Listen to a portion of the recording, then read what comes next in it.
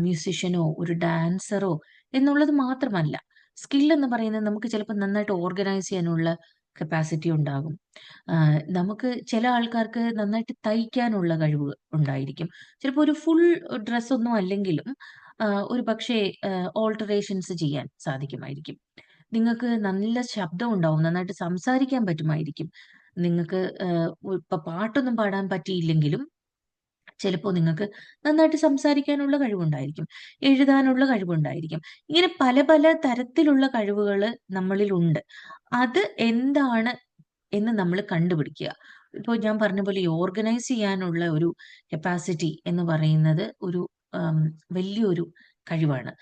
ഇതേപോലെയുള്ള കഴിവുകള് കണ്ടുപിടിക്കും തോറും നമുക്ക് നമ്മളിലുള്ള ഒരു ട്രസ്റ്റ് നമ്മള് കൂടുതലായിട്ട് ബിൽഡ് ചെയ്ത് വരും. അപ്പോ ഇതുവരെ നമ്മൾ പഠിച്ച എനിക്കതില്ല, എനിക്കിതില്ല എന്നുള്ള ഇല്ല എന്ന് അത് മാറി എനിക്കുണ്ട്, ഉണ്ട് എന്നുള്ള ചിന്താഗതിയിലേക്ക് നമ്മൾ വരുമ്പോ തന്നെ നമ്മളില് കുറെ മാറ്റങ്ങൾ നമുക്ക് കാണാൻ സാധിക്കും.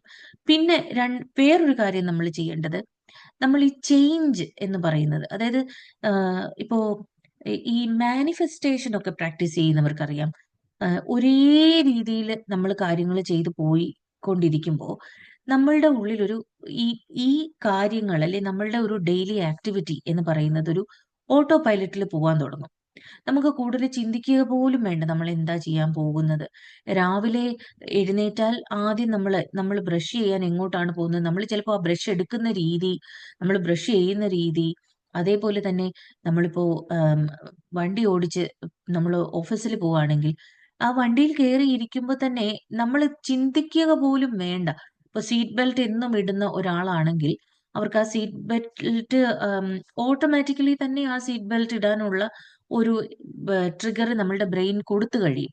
അതിനെപ്പറ്റി ഒന്നും നമ്മൾ ചിന്തിക്കേണ്ട ആവശ്യമില്ല. അപ്പോ ഈ ഈ ഒരു ഓട്ടോ പൈലറ്റിൽ പോകും തോറും നമ്മളുടെ സബ് കോൺഷ്യസ് അല്ലെങ്കിൽ നമ്മളുടെ ബോഡിക്ക് ഏറ്റവും ഇഷ്ടം അതിന് ഏറ്റവും ഫെമിലിയർ ആയിട്ടുള്ള കാര്യങ്ങൾ ചെയ്യാനാണ്. നമ്മളുടെ കോൺഷ്യസ് മൈൻഡിനും നമ്മളുടെ ബോഡിയെ ഡയറക്റ്റ് ചെയ്യാൻ അതായത് ഈ അതിന് ഏറ്റവും ഫെമിലിയർ ആയിട്ടുള്ളത് എന്താണോ ആ വഴിക്ക് അതിനെ ഡയറക്റ്റ് ചെയ്യാനാണ് അതിന് ഏറ്റവും ഇഷ്ടം. കാരണം നമ്മളുടെ ബ്രെയിന് വേറെ ഒരുപാട് ജോലികളുണ്ട്. നമ്മളുടെ ബോഡി ഫങ്ഷൻസും ഒരുപാട് കാര്യങ്ങൾ നോക്കേണ്ട ഒരു ഉത്തരവാദിത്തമുള്ള ഒരാളാണ് നമ്മളുടെ ബ്രെയിൻ. അപ്പൊ പുതിയതായിട്ട് ഒരു കാര്യം ചെയ്യാൻ ബ്രെയിന് ഒരിക്കലും നമ്മളെ ആം, ട്രിഗർ ചെയ്യില്ല. അല്ലെങ്കിൽ നമുക്ക് എന്തെങ്കിലും ഒരു ലൈഫ് ചേഞ്ചിങ് ഈവന്റ് നമ്മളിൽ ഉണ്ടാവണം.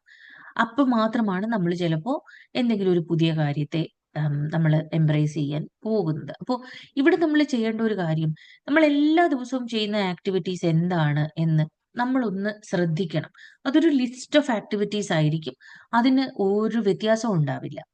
അപ്പോൾ ഇപ്പൊ രാവിലെ എല്ലാ ദിവസവും എഴുന്നേറ്റ് നിങ്ങൾ ഓഫീസിൽ പോകുന്നത് വരെയുള്ള സമയത്ത് എന്തൊക്കെയാണ് ചെയ്യുന്നത്? ഓഫീസിൽ ചെല്ലുമ്പോൾ എന്തൊക്കെയാണ് ചെയ്യുന്നത്? അതിനുശേഷം എന്താണ് നമ്മളുടെ ആക്ടിവിറ്റീസ്? ഇതിനെ ഒന്ന് നിരീക്ഷിച്ചു കഴിഞ്ഞാൽ ഇതിനകത്ത് നമ്മളുടെ എനർജി ആവശ്യമില്ലാതെ ഉപയോഗിക്കുന്ന കുറേ കാര്യങ്ങളുണ്ടാവും. അപ്പൊ ആ കാര്യങ്ങളെ തന്നെ നമ്മള് ഒന്ന് ഫിൽട്ടർ ചെയ്ത് കഴിഞ്ഞാൽ ഫോർ എക്സാമ്പിൾ നമ്മളിപ്പോ ഓഫീസിൽ പോകുന്നത് ബസ്സിനാണെന്ന് വെക്കുക. ബസ്സിൽ പോകുമ്പോൾ നമ്മൾ ചിലപ്പോ നമ്മളിങ്ങനെ സ്ക്രോൾ ചെയ്യും, ഇൻസ്റ്റഗ്രാം നോക്കുന്നുണ്ടാവും, ഫേസ്ബുക്ക് നോക്കുന്നുണ്ടാവും. അതിന് പകരം നിങ്ങളൊരു പുസ്തകം വായിക്കാൻ ഇഷ്ടമില്ലാത്ത ഒരാളാണെന്ന് വിചാരിക്കുക. നിങ്ങളൊരു പുസ്തകം നിങ്ങൾക്ക് ബസ്സിൽ ഇരിക്കാൻ സീറ്റ് കിട്ടുന്ന ഒരു യാത്രയാണ് നിങ്ങൾ ചെയ്യുന്നതെങ്കിൽ വെറുതെ ഒരു പുസ്തകത്തിന്റെ ഒരു പേജ് വായിക്കാൻ നിങ്ങളെ നിർബന്ധിക്കുക. അങ്ങനെ ഓരോ ചേഞ്ചസ് ഇപ്പോ നമ്മൾ എല്ലാ ദിവസവും ഓഫീസിൽ പോകുമ്പോൾ ഒരു പ്രത്യേക തരത്തിലാണ് മുടി കെട്ടുന്നത് എന്ന് വെച്ചോളൂ. അതൊന്ന് മാറ്റി വേറൊരു പുതിയ സ്റ്റൈൽ പരീക്ഷിക്കാൻ നമ്മളെ ഒന്ന് നിർബന്ധിക്കുക. നമ്മൾക്കിഷ്ടമുള്ള ചില കാര്യം നമുക്ക് ഏറ്റവും കംഫർട്ടബിൾ ആയിട്ടുള്ള ചില കാര്യങ്ങളുണ്ടല്ലോ. നമുക്ക് വെറുതെ ഇരിക്കാൻ ഇപ്പോ ജോലി ഇല്ലാത്ത ഒരു ദിവസമാണെങ്കിൽ വെറുതെ വീട്ടിൽ കിടന്ന് ഉറങ്ങാൻ നമുക്ക് ഇഷ്ടമാണെങ്കിൽ, ആ ഉറങ്ങുന്നതിനകത്തെ ഒരു അരമണിക്കൂർ നമ്മൾ വേറെ എന്തെങ്കിലും ഒരു കാര്യം ചെയ്യാൻ നമ്മളെ നിർബന്ധിക്കുക. ഈ നിർബന്ധം നമ്മളിൽ വരും തോറും നമ്മളിൽ ഒരു ചേഞ്ച് ഉണ്ടാവും. അത് മാത്രമല്ല ഒരു പുതിയ കാര്യം നമ്മൾ പരീക്ഷിക്കുമ്പോൾ നമ്മളില് കുറേ ആം, തരത്തിലുള്ള ഇമോഷൻസ് നമ്മളിലുണ്ടാവും. ചിലത് എക്സൈറ്റ്മെന്റ് ആയിരിക്കും, ചിലതൊരു ഒരു കൺസേൺ ആയിരിക്കും, ചിലത് നമ്മൾ കുറച്ച് നെർവസ് ആകും. ഇതെനിക്ക് ചെയ്യാൻ പറ്റുമോ എന്നുള്ളൊരു ചോദ്യം ഉണ്ടാകും. പക്ഷെ ഈ നിർബന്ധത്തിലൂടെ നമ്മളുടെ മാറ്റങ്ങൾ ഉണ്ടാകും തോറും നമുക്കത് എക്സ്പീരിയൻസ് ചെയ്യാൻ പറ്റും. നമ്മളൊരു പുതിയ ആളായി മാറുന്നത് നമുക്ക് കാണാൻ പറ്റും. അപ്പോൾ നമ്മൾ ചെയ്യേണ്ട അടുത്ത കാര്യം എന്ന് പറയുന്നത് ചേഞ്ച് നമ്മൾ തന്നെ ഒന്ന് ഇനീഷ്യേറ്റ് ചെയ്യുക എന്നുള്ളതാണ്. ഒരു എഫേർട്ട്ഫുൾ ചേഞ്ച് നമ്മൾ ഇനീഷ്യേറ്റ് ചെയ്യുക എന്നുള്ളതാണ്. ഇനി നമ്മളുടെ നെക്സ്റ്റ് ഇതിൽ നമുക്ക് കാണാൻ സാധിക്കുന്നത്, ആ ഒരു വീലിൽ കാണാൻ സാധിക്കുന്നത് അഫർമേഷൻസ് ആണ്. ഈ അഫർമേഷൻസ് എന്ന് പറയുന്നത് ശരിക്കും ജേർണലിംഗ്, അല്ലെങ്കിൽ നമ്മൾ എന്താണ്, എന്ത് വേണം എന്നൊക്കെ ഉള്ളത് എഴുതുന്നത് മാത്രമല്ല അഫർമേഷൻസ്, അല്ലെങ്കിൽ പറയുന്നത് മാത്രമല്ല അഫർമേഷൻസ്. അഫർമേഷൻ എന്ന് പറയുന്നത് ഞാൻ എനിക്ക് തരുന്ന എന്നിലുള്ളൊരു വിശ്വാസമാണ്. ഞാൻ എന്നോട് പറയുകയാണ്, ദേവി, എനിക്കറിയാം ദേവിക്ക് ഇത് ചെയ്യാൻ സാധിക്കും. ദേവി ഇതിന് വളരെ അർഹതപ്പെട്ട ഒരാളാണ്. ഈ ഇങ്ങനൊരു സ്വപ്നം കാണാൻ എന്തുകൊണ്ടും അർഹതയുള്ള ഒരാളാണ് ദേവി. എന്നിട്ട് ഞാൻ അതിന്റെ കാരണം എന്നോട് പറയുകയാണ്. അതിന്റെ കാരണം ഇന്നതൊക്കെയാണ്. അപ്പൊ ഈ അഫർമേഷൻസ് നമ്മൾ നമ്മളോട് ചെയ്യുന്നതിനോടൊപ്പം നമ്മളുടെ ബ്രെയിനിനോട് നമ്മൾ പറയുന്നത് ഇൻ എ വേ അതിനെ വിശ്വസിക്കാനാണ്. ബ്രെയിനിന് അതിനെ കുറച്ചുകൂടെ സിംപ്ലിഫൈ ചെയ്ത് പറയുകയാണെങ്കിൽ, നമ്മളൊരു ഇപ്പൊ നമ്മളൊരു സിനിമ കാണുമ്പോൾ, അല്ലെങ്കിൽ നമ്മളൊരു വളരെ ബഹളം ഉള്ള ഒരു സ്ഥലത്ത് ചെല്ലുമ്പോൾ ഒക്കെ ഈ സൗണ്ട് നമ്മളെ എത്രമാത്രം സ്വാധീനിക്കുന്നുണ്ടെന്ന് നമുക്ക് മനസ്സിലാവും, അല്ലെ? പ്രത്യേകിച്ചും ഇപ്പൊ ഒരു ഹൊറർ സിനിമ കാണുകയാണെന്ന് വെച്ചോളൂ. അത് കാണുമ്പോൾ നമ്മൾ അതിന്റെ സൗണ്ട് മ്യൂട്ട് ചെയ്തിട്ട് നമ്മൾ ഈ സിനിമ കണ്ടാൽ നമുക്ക് മൊത്തം ആകെ ഒരു കോമഡി ആയിട്ടാണ് അതിനെ തോന്നുക. കാരണം ഒരാൾ എന്തൊക്കെയോ കാണിക്കുന്നു, ഓടുന്നു, അങ്ങോട്ട് പോകുന്നു, ഇങ്ങോട്ട് വരുന്നു, ഇതൊക്കെയാണ് നമ്മൾ കാണുന്നത്. സൗണ്ട് വരുമ്പോഴാണ് നമ്മൾ ഈ ഇമോഷൻസ് ക്രിയേറ്റ് ചെയ്യുന്നത്, അല്ലേ?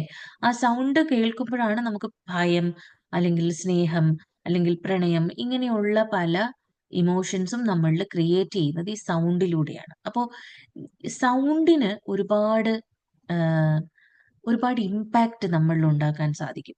അതുകൊണ്ടാണ് നമ്മൾ ചെറുപ്പം മുതലേ നമ്മൾ പറയില്ല, നമ്മൾ ചെറിയ കുട്ടികളോട് എപ്പോഴും പാടില്ല പാടില്ല എന്ന് പറയരുത് എന്ന് പറയുന്നതിന്റെ ഒരു കാരണം, ഈ ചെയ്യരുത് റെസ്ട്രിക്ഷൻസ് കൂടുന്തോറും നമ്മൾ അവരെ ഇങ്ങനെ ഷ്രിങ്ക് ചെയ്യുക ചെയ്യുന്നത്. അപ്പൊ അത് ഇല്ലാതെ അവരുടെ ഒരു ഫുൾ പൊട്ടൻഷ്യൽ വെളിയിൽ വരണമെങ്കിൽ അവർക്ക് ആ ഒരു ഫ്രീഡം കൊടുക്കണം എന്ന് നമ്മൾ പറയും. അത് നമുക്കറിയാം. പക്ഷെ നമ്മൾ മുതിർന്ന് വരും തോറും നമ്മളിൽ അപ്ലൈ ചെയ്യുന്ന ഈ റെസ്ട്രിക്ഷൻസ് നമ്മളുടെ തലച്ചോറിൽ ഇതെല്ലാം, അല്ലെങ്കിൽ നമ്മളുടെ ബ്രെയിനിന് ഇതെല്ലാം സ്റ്റോർ ചെയ്ത് വെച്ചിരിക്കുകയാണ്. ഇതൊക്കെ തന്നെയാണ് കേൾക്കുന്നത്. അപ്പോ നമ്മൾ ചെയ്യേണ്ടത് അതിലൊരു മാറ്റം വരുത്തുക എന്നുള്ളതാണ്. അപ്പോ ഞാൻ എന്നോട് പറയണം, എനിക്കിങ്ങനെ ഒരു സ്വപ്നം കാണാൻ എല്ലാ രീതിയിലും അർഹതയുണ്ട്. ചിലപ്പോ ഇന്നോ, അല്ലെങ്കിൽ അടുത്ത മാസമോ, അല്ലെങ്കിൽ അടുത്ത വർഷമോ ഒരുപക്ഷെ ഞാൻ സ്വപ്നം കാണുന്ന ആ ഒരു കാര്യം, ഇപ്പൊ ഫോർ എക്സാമ്പിൾ നമ്മൾ പറഞ്ഞ ഓട്ടോബയോഗ്രഫി എന്ന് പറയുന്ന കാറ് ഒരു പക്ഷേ ഇപ്പോ ഈ ഒരു 6 മാസം കഴിയുമ്പോഴൊന്നും എനിക്ക് വാങ്ങാൻ സാധിക്കണം എന്നില്ല. പക്ഷേ അത് വാങ്ങാനും അത് വാങ്ങിക്കാനുള്ള ഒരു അവസ്ഥയിൽ ഞാൻ എത്താനും ഉള്ള ഒരു അർഹത എനിക്കുണ്ട്. അപ്പൊ അത് ഞാൻ എന്നെ പറഞ്ഞ് മനസ്സിലാക്കുന്നതിലാണ് ഈ അഫർമേഷൻസ് വർക്ക് ചെയ്യുന്നത്. ഇനി നമ്മള് ഹാപ്പി ആയിട്ടിരിക്കാൻ ധൈര്യം കാണിക്കണം എന്ന് പറയുന്നത്, കറേജ് ടു ബി ഹാപ്പി എന്ന് പറയുന്നത്, ഇപ്പോ ചില ആൾക്കാർ പറയും നമ്മൾ എപ്പോഴും പോസിറ്റീവായിട്ട് തന്നെ ഇരിക്കണം. ഈ എപ്പോഴും പോസിറ്റീവായിട്ട് ഇരിക്കുന്നത് തന്നെ ഒരു കുഴപ്പമാണ്. എപ്പോഴും പോസിറ്റീവായിട്ട് ഇരിക്കാൻ നമുക്ക് സാധിക്കില്ല. നമുക്ക് നമ്മളുടെ ജീവിതം എന്ന് പറയുന്നത് എപ്പോഴും നമുക്ക് കുറെ പ്രശ്നങ്ങളും കുറെ നല്ല നന്മകളും കുറെ ഇൻസിഡൻസും കുറെ ആൾക്കാരും ഒക്കെ ചേർന്നത് തന്നെയാണ്. അതിൽ കുറെ ആൾക്കാര് കുറച്ച് നാള് നമ്മളുടെ കൂടെ ഉണ്ടാവും. അത് കഴിയുമ്പോൾ ചിലപ്പോൾ പുതിയ ആൾക്കാർ വരും. കുറച്ച് കഴിയുമ്പോൾ അവരുടെ ഒരു പർപ്പസ് കഴിയുമ്പോൾ അവര് മാറും. ഇങ്ങനെയൊക്കെയാണ്, അല്ലേ? ഇത് മനസ്സിലാക്കിക്കൊണ്ട് ഇതാണ് ജീവിതം എന്ന് മനസ്സിലാക്കിക്കൊണ്ട് ഏത് അവസ്ഥയിലും എവിടെ നമുക്ക് സന്തോഷം കാണാൻ സാധിക്കുന്നോ ആ സന്തോഷം കാണുക എന്ന് പറയുന്നതാണ് ധൈര്യം എന്ന് പറയുന്നത്. അപ്പോ ഇപ്പൊ ചിലപ്പോ നിങ്ങളിൽ പലരും അല്ലെങ്കിൽ എന്റെ ഒരു അനുഭവം പറയാം. ഞാൻ പണ്ടൊക്കെ ആം, എനിക്ക് തീരെ താല്പര്യമില്ലാത്ത ചില വ്യക്തികള്, അല്ലെങ്കിൽ ചില ആം, ചില സിറ്റുവേഷൻസ്, ഇത് മറ്റുള്ളവരെ സന്തോഷിപ്പിക്കാൻ വേണ്ടി, അവർക്ക് സന്തോഷം കൊടുക്കാൻ വേണ്ടി മാത്രം ഞാന് അവിടെ എൻ്റെ ഒരു പ്രസൻസ് കൊടുത്തിട്ടുണ്ട്. ചിലപ്പോ എനിക്ക് പുറത്തു പോകാൻ താല്പര്യമില്ലാത്ത ഒരു ഗ്രൂപ്പായിരിക്കാം. പക്ഷേ അവരെന്നെ നിർബന്ധിച്ചതല്ലേ, അവരെന്നെ വിളിച്ചതല്ലേ, അവർക്ക് വിഷമാവണ്ട. അങ്ങനെ വിചാരിച്ചിട്ട് ഞാൻ അവരുടെ കൂടെ പോയിരുന്ന ഒരു സമയമുണ്ട്. ചില അവസ്ഥകളിലൊക്കെ ആഹ്, ചില സംസാരങ്ങൾ കേട്ടിട്ടും സാരമില്ല, അവർക്കിനി അതെന്തെങ്കിലും ഒരു കാരണം കൊണ്ടായിരിക്കും അങ്ങനെ പറഞ്ഞത്. ഇത് പോട്ടെ, സാരമില്ല, ഞാനത് ക്ഷമിച്ചിരിക്കുന്നു. അല്ലെങ്കിൽ ഞാനത് വിട്ടുകളഞ്ഞിരിക്കുന്നു. അങ്ങനെ ഒരു അവസ്ഥയിൽ ചിന്തിച്ച് ഞാൻ പല കാര്യങ്ങളെയും വേണ്ട അല്ലെങ്കിൽ പോട്ടെ എന്ന് വിചാരിച്ചിട്ടുണ്ട്. പക്ഷെ പിന്നീട് നമ്മളുടെ ലൈഫിന്റെ ഒരു പർപ്പസ് മനസ്സിലാക്കി നമ്മൾ അതിനു വേണ്ടി പ്രയത്നിക്കാൻ തുടങ്ങിയപ്പോളാണ് ഉം എന്തുമാത്രം ടൈം വേസ്റ്റിംഗ് ആണ് നമ്മൾ ചെയ്തുകൊണ്ടിരുന്നത് എന്ന് ഞാൻ മനസ്സിലാക്കിയത്. അപ്പൊ നമ്മൾ കുറച്ചൊക്കെ ഒരു ധൈര്യം കാണിക്കണം. നമ്മൾക്ക് അത് പറയണ്ട, അല്ലെങ്കിൽ നമുക്ക് അവിടെ പോകണ്ട എങ്കിൽ നമുക്ക് വളരെ മാന്യമായിട്ടും വളരെ നല്ല രീതിയിലും നമുക്ക് അതിനോട് താല്പര്യമില്ല എന്ന് നമ്മൾക്ക് ആം, പറഞ്ഞ് മനസ്സിലാക്കിക്കാവുന്നതേ ഉള്ളൂ. ഒരു ഉദാഹരണം പറഞ്ഞാൽ, ഇപ്പൊ നമ്മളൊരു പുതിയ ഡ്രസ്സ് വാങ്ങിക്കാൻ വേണ്ടിയിട്ട് പോവുകയാണെന്ന് വെച്ചോ. ഇപ്പൊ ആൺകുട്ടികളാണെങ്കിൽ ഒരു ഷർട്ട് വാങ്ങണം. അപ്പൊ ഷർട്ട് വാങ്ങാൻ കടയിൽ പോണം. ഒരു 2 ഫ്രണ്ട്സിനെ വിളിച്ചു. അവരുടെ കൂടെ ഇത് വാങ്ങാൻ വേണ്ടിയിട്ട് കടയിൽ പോയി. കടയിൽ ചെന്നപ്പോൾ നിങ്ങൾക്ക് നല്ല ഭംഗിയുള്ള ഒരു പച്ച ഷർട്ട് വളരെ ഇഷ്ടപ്പെട്ടു. ഇത് വാങ്ങണം. അപ്പൊ നിങ്ങൾ നിങ്ങളുടെ സുഹൃത്തിനോട് ചോദിച്ചു, "ഇതെങ്ങനുണ്ട്?" അപ്പോ സുഹൃത്ത് പറയും, "ഓ, ഇത് കൊള്ളില്ല. എനിക്ക് പച്ച കളർ ഇഷ്ടമേ അല്ല. നിനക്കത് ചേരുന്നുമില്ല." അപ്പൊ നമ്മള് എന്നാ ശരി, എന്നാ ഓക്കെ, അപ്പൊ ഇത് വേണ്ട. എന്നാ നമ്മൾ അടുത്ത ഒരു ഷർട്ട് എടുത്തു. അത് കാണിക്കുമ്പോൾ വീണ്ടും ഈ സുഹൃത്ത് പറയാണ്, "ഇതിന് ഈ ആ കളർ നല്ലതല്ല, അല്ലെങ്കിൽ അതിന്റെ പാറ്റേൺ നല്ലതല്ല. അല്ലെങ്കിൽ അതിന്റെ വേറെ എന്തെങ്കിലും ഒരു കുഴപ്പം, ഡിസൈൻ നല്ലതല്ല." ഇങ്ങനെയൊക്കെ ഉള്ള പ്രശ്നങ്ങൾ പറയുന്നു. അവസാനം നിങ്ങൾ കൊണ്ടുവരുന്നത് ഒരുപക്ഷേ നിങ്ങളുടെ സുഹൃത്തിന് ഇഷ്ടപ്പെട്ട സാധനമായിരിക്കും. നമ്മൾ ഓരോ തവണ പോയി എടുക്കുന്നതും നമ്മൾക്ക് ഇഷ്ടപ്പെട്ട സാധനമാണ്. പക്ഷേ എൻഡ് റിസൾട്ട് നമ്മൾ വീട്ടിൽ കൊണ്ടുവരുന്ന സാധനം ചിലപ്പോ ആ സുഹൃത്തിന് ഇഷ്ടപ്പെട്ടതായിരിക്കും. ഒരു ചെറിയ കാര്യമാണ്.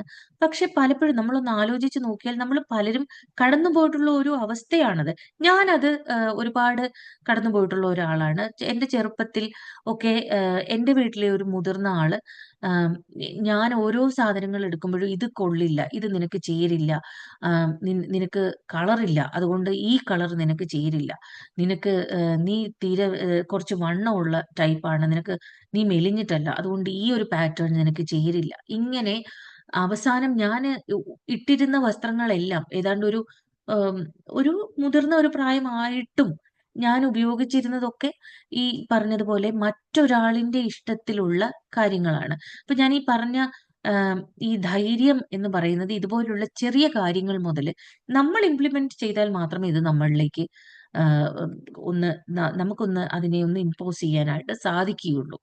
അങ്ങനെ ചെയ്യുമ്പോൾ ഉണ്ടാവുന്ന ഒരു ഗുണം എന്ന് പറഞ്ഞാൽ, നമുക്ക് ചുറ്റുമുള്ള ഈ ഇൻഫ്ലുവൻസേഴ്സ് ഉണ്ടല്ലോ, അതായത് ഞാൻ ഈ പറഞ്ഞ കൾച്ചറൽ സ്കേപ്പിലുള്ള, അല്ലെങ്കിൽ നമുക്ക് ചുറ്റുമുള്ള നമ്മളെ പല പല രീതിയിലുള്ള ലിമിറ്റേഷൻസ് നമ്മളില് ഇമ്പോസ് ചെയ്യുന്ന ഈ ഇൻഫ്ലുവൻസേഴ്സ്, ഞാൻ വെറുതെ തമാശയ്ക്ക് അവരെ ഇൻഫ്ലുവൻസേഴ്സ് എന്നാ പറയാ. നമ്മളുടെ സൊസൈറ്റിയും നമ്മളുടെ അതായത് നമ്മളുടെ ഹ്യൂമൻ ബീങ്സും നമ്മളുടെ ഒരു സറൗണ്ടിങ്സും ഒക്കെ ഉൾപ്പെടുന്നതാണ് ഈ കൾച്ചറൽ സ്കേപ്പ്.